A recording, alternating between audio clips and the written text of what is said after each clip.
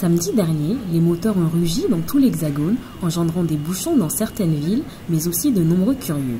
En cause, une loi qui restreint la circulation des motards.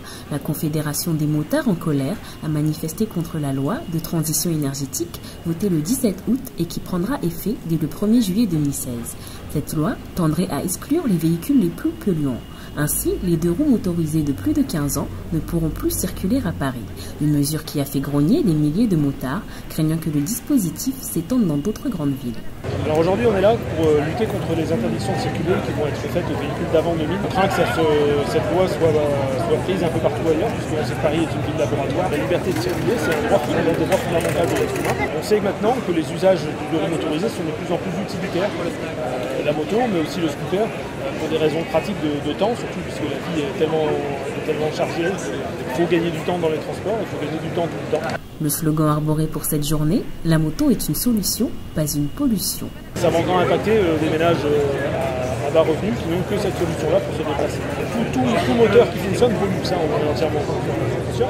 Le seul souci, c'est que les motos diesel n'existent pas.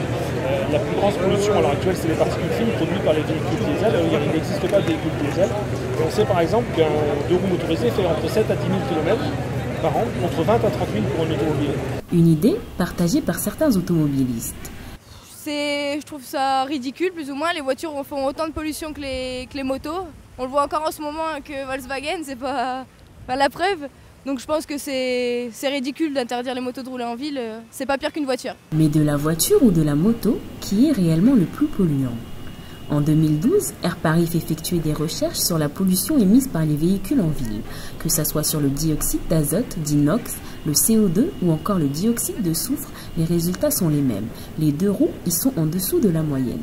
En revanche, la quantité d'hydrocarbures émise explose les records. Ce que l'on peut retenir de ces études, c'est que les deux roues ont une légère tendance à polluer plus que les voitures dites utilitaires. Mais en comparant les données, les voitures diesel sont loin devant du côté des pollueurs. Des études qui sont à prendre avec des pincettes, le modèle des deux roues n'étant pas précisé.